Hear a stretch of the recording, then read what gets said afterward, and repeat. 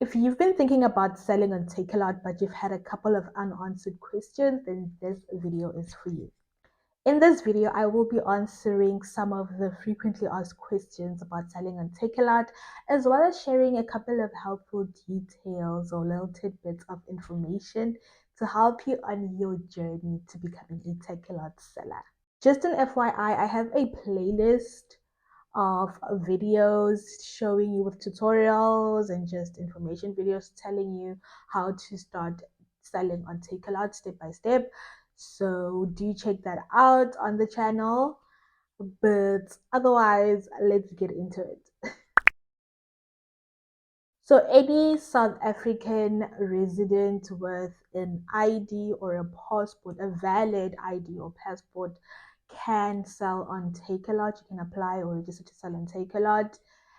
You just need to have, of course, a valid South African ID or passport, and you need to have a valid South African residential address or business address. So you need to be residing or based in South Africa. So only physical products are sold on Takealot, so you cannot sell digital products like ebooks or courses on Takealot.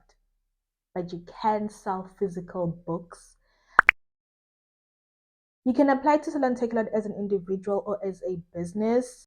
But if you register as a business, you will need to supply your registration documents as well as your business bank account details. So you don't necessarily have to be registered as a business to sell on Takealot.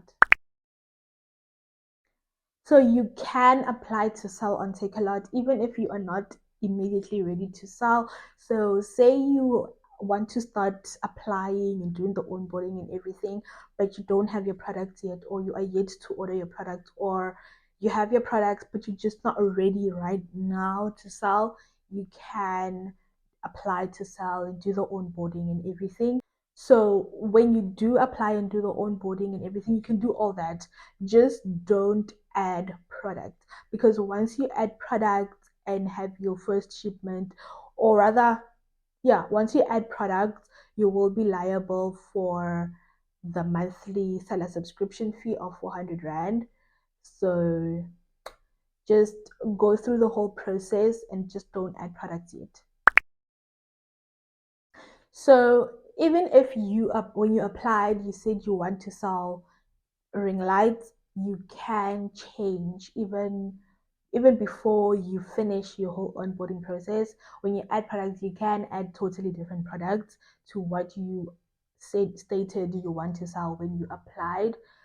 So even along your journey, once you're accepted and you are a Takealot seller and you're already selling, you can change your products as often as you want, as long as the products that you sell are in line with the product guidelines of Takealot, which you will come across as you go through the onboarding process.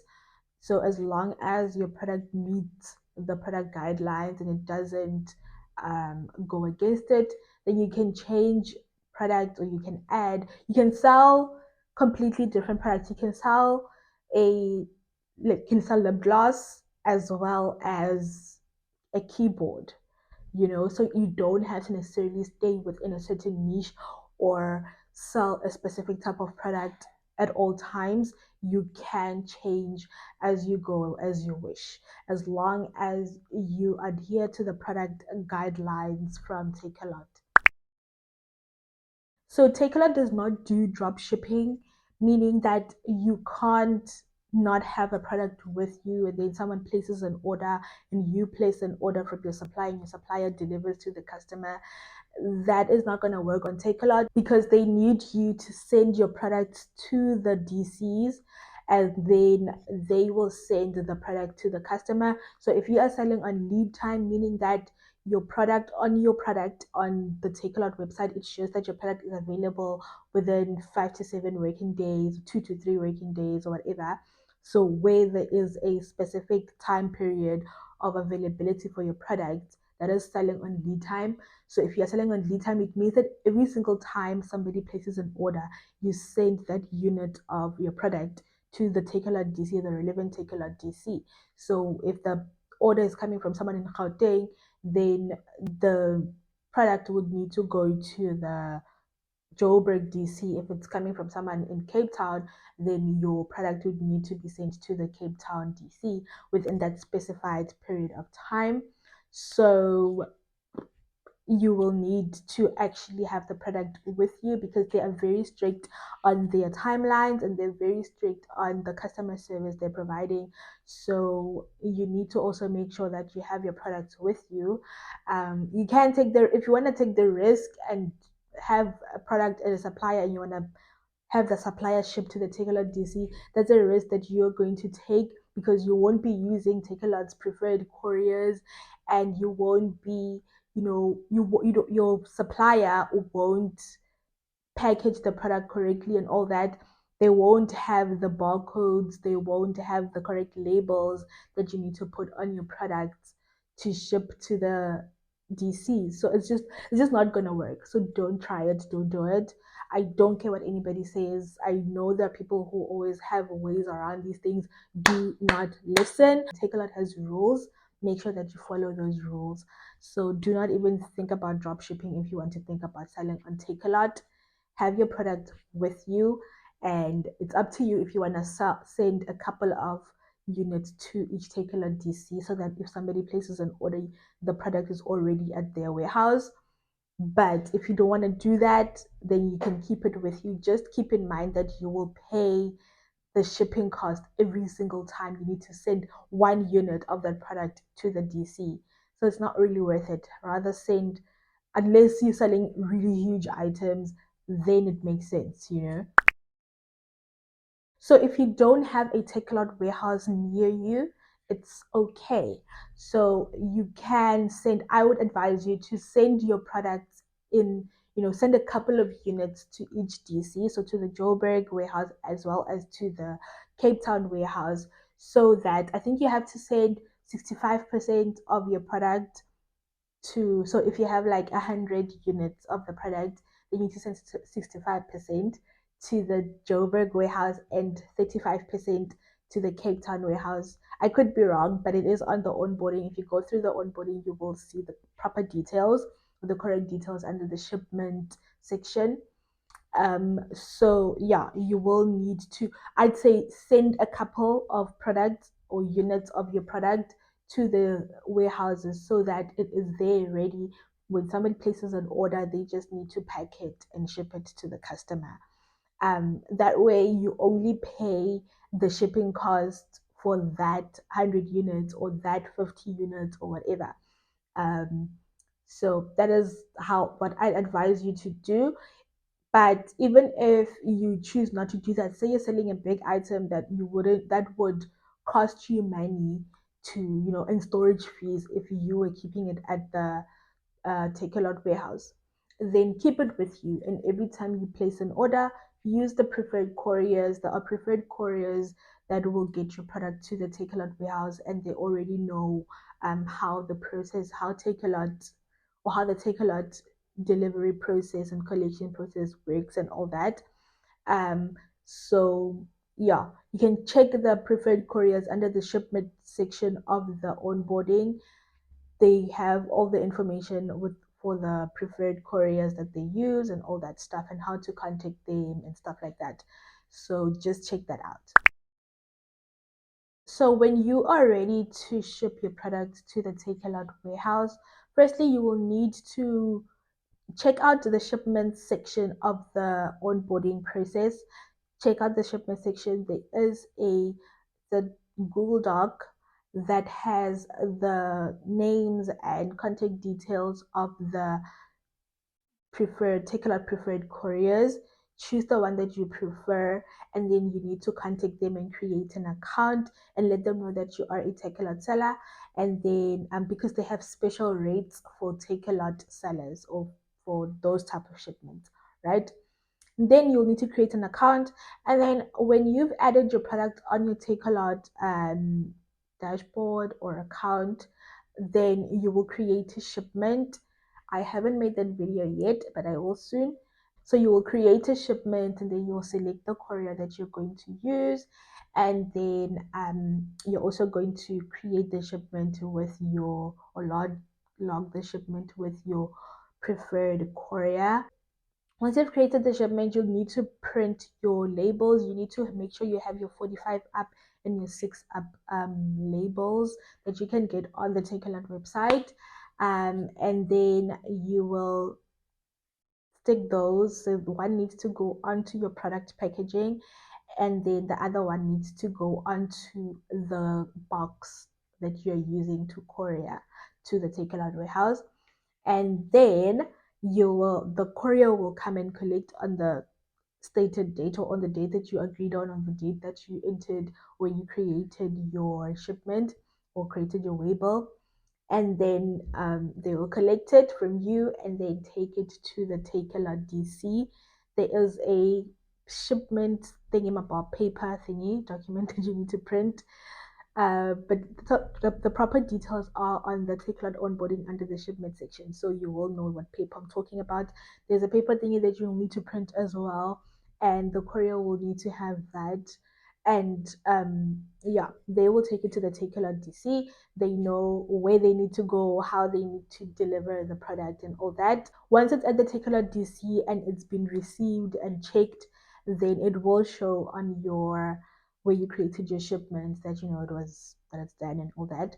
And then yeah, they will check it, put it together with whatever the customer ordered, and put it in one box with everything else that the customer ordered, and then send it to the customer.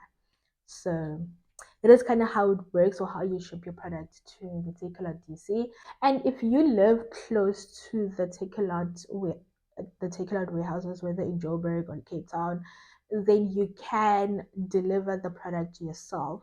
You just need to follow the instructions. There are instructions. If you check the shipment section the um, the onboarding, sorry, of the onboarding, then you will see where they tell you where you need to go, what you need to give them, and all those things, like the procedure for delivering your product or your order to the Takealot warehouse if you're delivering it yourself and you're not using one of the preferred couriers.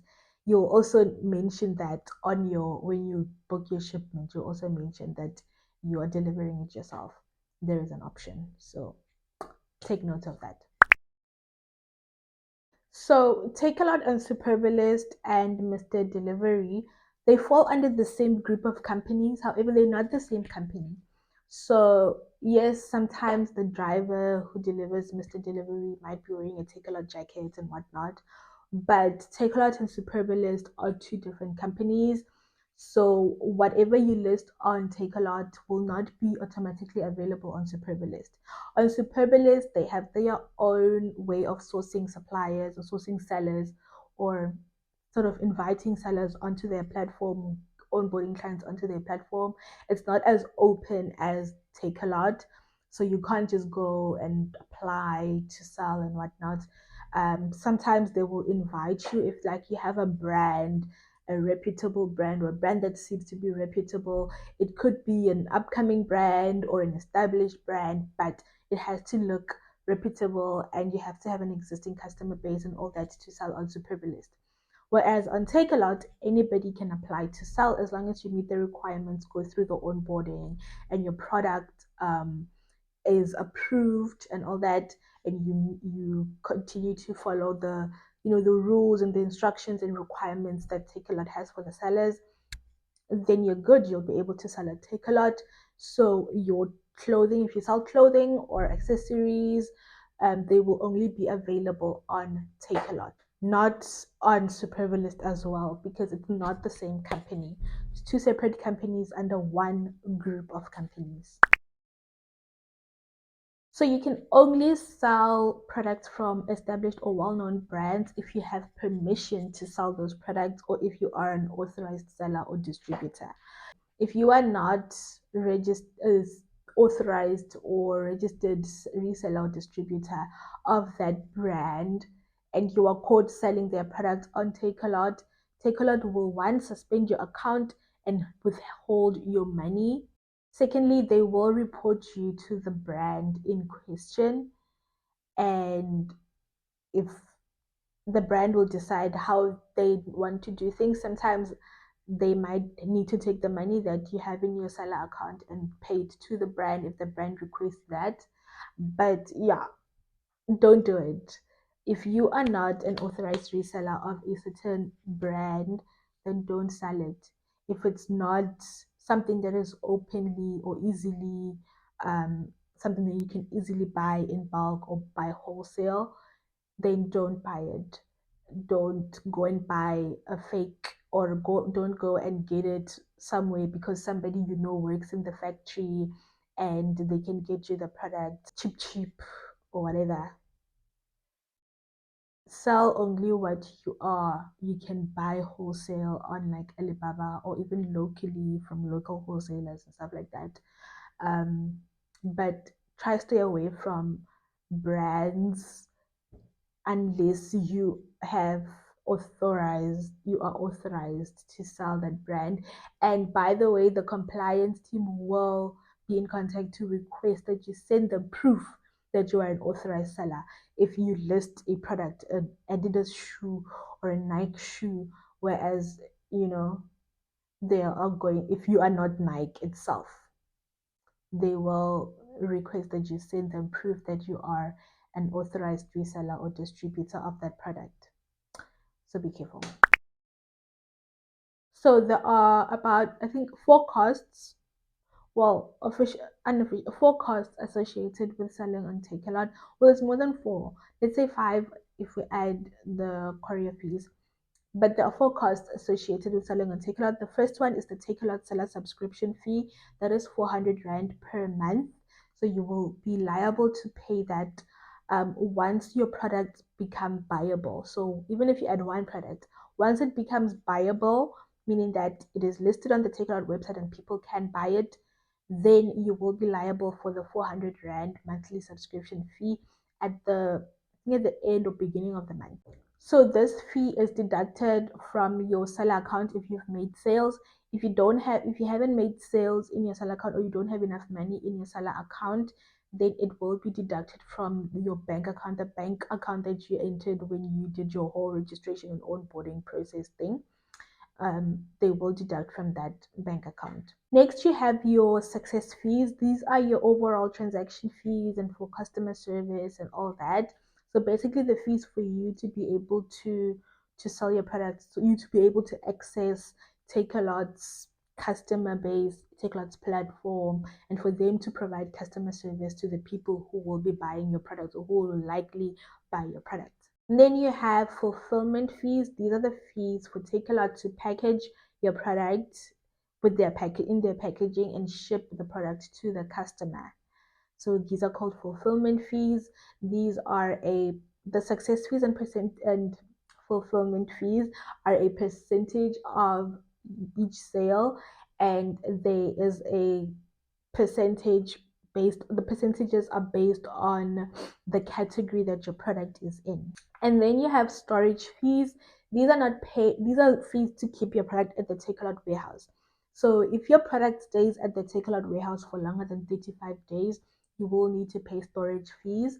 And the percentage it's not a percentage, it's an amount which is determined by the size and weight of your product as well as the category, but they mostly look at the size and weight of the product. So not everybody will pay storage fees, only those who need to keep their product at the Takealot warehouse for longer than 35 days, meaning that your product is not a fast selling product.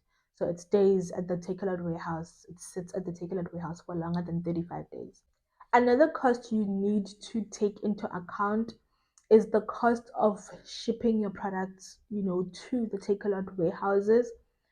Whether you're selling on lead time or your product is in stock, you will still need to ship. I guess the cost will be different. If you're selling on lead time, you will probably need to spend the courier cost every single time you send a unit of that product to the Takealot warehouse. Whereas with selling in stock, you send your products once and you have them at the Takealot warehouse. So take that into account. Also take into account the packaging that you will use to send your product to the Takealot warehouse, because you will need to put your product, even if it has its packaging, you will need to put that packaging in other packaging so that it stays safe and all that.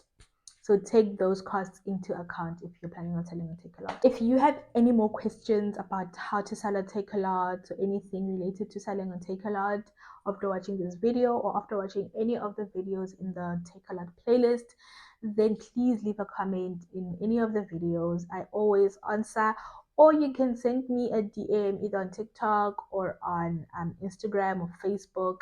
I will help you. Remember to hit that subscribe button right there. It's really quick, it's free, and it'll help grow this community. I will see you guys in the next video. Bye.